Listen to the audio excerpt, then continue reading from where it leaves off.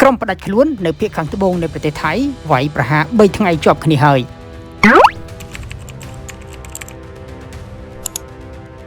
នៅពេលនេះនៅភាគខាងត្បូងនៃប្រទេសថៃកំពុងតែមានភាពចលាចលនិងវឹកវរយ៉ាងខ្លាំងដោយសារតែក្រុមផ្ដាច់ខ្លួនបានបង្កចលាចលហើយបានបើកការវាយប្រហារទ្រង់ទ្រាយធំយ៉ាងខ្លាំងរយៈពេល3យប់ជាប់គ្នាហើយដោយមិនបន្ធូរដៃនោះទេការវាយប្រហារពីក្រុមផ្ដាច់ខ្លួននេះគឺកើតឡើងនៅក្នុងតំបន់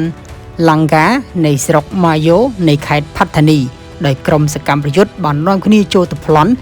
ធ្វើការដុតកំទេចហាងជាច្រើននៅក្នុងខេត្តនេះហើយការវាយប្រហារចុងក្រោយគឺកើតឡើងនារាត្រីថ្ងៃច័ន្ទនាម៉ោង8យប់នាថ្ងៃទី24ខែសីហាឆ្នាំ2026នេះបើយើងមើលអំពីការចុះផ្សាយរបស់សារព័ត៌មានថៃគឺ Amarin TV ដែលបានដកស្រង់របាយការណ៍ចេញពីអាជ្ញាធរនៅក្នុងតំបន់បានបង្ហាញថាក្រុមសកម្មប្រយុទ្ធបាននាំគ្នាបិទមុខដែលមានចន្លោះពី8នាក់ទៅ10នាក់បាននាំគ្នាសម្រុកចូលហាងប្លន់ទំនិញរួចក៏បង្កៃក្របបែកហើយក៏បំផ្ទុះនៅពេលដែលពួកគេបានចាក់ចេញដែលវាបានបង្កទៅជាអគ្គិភ័យឆាបឆេះយ៉ាងសន្ធោសន្ធៅនិងធ្វើឲ្យអ្នកដែលរស់នៅទីនោះមានភាពភ័យឆោឡោរត់ប្រះអាយុតែម្ដង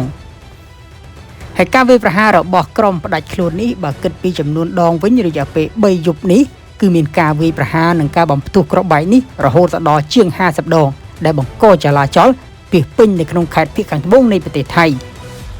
នៅមុនពេលដែលមានការបំផ្ទុះឬក៏ការបង្កចលាចលខ្លាំងនៅក្នុងខេត្តផាត់ធានីនេះមុនពេលនឹង2ថ្ងៃផងដែរក៏មានការបង្កការវាយប្រហារធ្ងន់ធ្ងរដែលមានដូចជាការបំផ្ទុះក្របបែកការបាញ់រះនិងការប្លន់ប្រដាប់អាវុធយ៉ាងច្រើនករណីនៅក្នុងខេត្តនរាធិវត្តន៍និងខេត្តយ៉ាឡាផងដែរហើយរឿងនេះគួរឲ្យចាប់អារម្មណ៍អំពីការវាយប្រហារនៅក្នុងលើកនេះដែលមានរហូតដល់ជាង50ដងនោះកងកម្លាំងថៃនៅមិនទាន់អាចចាប់បានក្រុមបង្កដោយការពីមុននោះទេ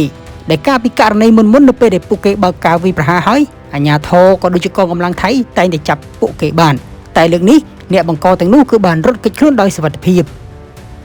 បន្ថែមពីលើការចូលប្លន់នៅក្នុងហាងទំនិញផ្សេងៗក្រុមផ្ដាច់ខ្លួនក៏បានដុតបំផ្លាញអគាររដ្ឋបាលមូលដ្ឋាននៅក្នុងតំបន់បំផ្ទុះក្របបែកដុតបំផ្លាញបង្គោលភ្លើងនិងអង្តែនទូរគមនាគមន៍ព្រមទាំងបានដុតកង់ឡាននៅលើផ្លូវផងដែរហើយឆ្លើយតបទៅនឹងសភាពការដ៏ធ្ងន់ធ្ងរនិងតានតឹងមួយនេះនាយករដ្ឋមន្ត្រីអនុទីនបានកោះហៅប្រជុំបន្ទាន់ដើម្បីដាក់ចេញនូវវិធានការតឹងរឹងជាងមុនដើម្បីពិនិត្យវាយតម្លៃកត្តាសន្តិសុខឡើងវិញដើម្បីទប់ស្កាត់ការវាយប្រហារថ្មីដែលអាចនឹងកើតឡើងនៅពេលខាងមុខទៀតជុំវិញការវាយប្រហារពីក្រុមផ្ដាច់ខ្លួននៅក្នុងខេត្តភាគខាងត្បូងនៃប្រទេសថៃនេះដែលមានការវាយប្រហាររហូតដល់ជាង50លើកជាប់គ្នារដ្ឋមន្ត្រីការបរទេសគឺលោកស៊ីហាស័កភួងកេតកែវនិយាយថាតាមពិតអាជ្ញាធរថៃបានដឹងអំពីបញ្ហានេះថាវានឹងកើតឡើងទុកជាមុនប៉ុន្តែគ្រាន់តែមិនដឹងច្បាស់ថាវានឹងកើតឡើងនៅពេលណាឲ្យប្រកាសហើយរដ្ឋមន្ត្រីនេះក៏បានបញ្ជាក់ជូនអ្នកសារព័ត៌មានថែមទៀតផងដែរថាពិតណាស់ថាភ្នាក់ងារចារកម្មថៃគឺបានដឹងពីផែនការទាំងអស់នេះប៉ុន្តែវាពិបាកខ្លាំងណាស់នៅក្នុងការសន្មត់ឲ្យច្បាស់ថា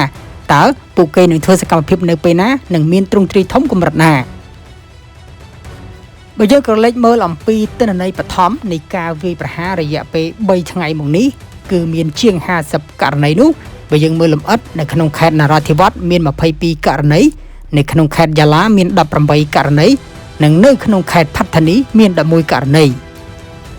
គឺជំរាបផងដែរថាបើតាមអាជ្ញាធរថៃបានបញ្ជាក់ថាការវាយប្រហារនេះគឺជាការវាយប្រហារទ្រង់ទ្រាយធំហើយមានការវាយប្រហារនៅក្នុងកន្លែងខ្លះមានសមាជិកក្រុមផ្ដាច់ខ្លួនរហូតដល់ទៅ15នាក់ដែលបានចូលទៅបាញ់ប្រហារដុតរថយន្តនិងបំផ្ទុះក្របបែកដើម្បីបង្កការបំផ្លិចបំផ្លាញសូមអរគុណសម្រាប់ការទស្សនាជួបគ្នានៅក្នុងវីដេអូក្រោយបន្តទៀត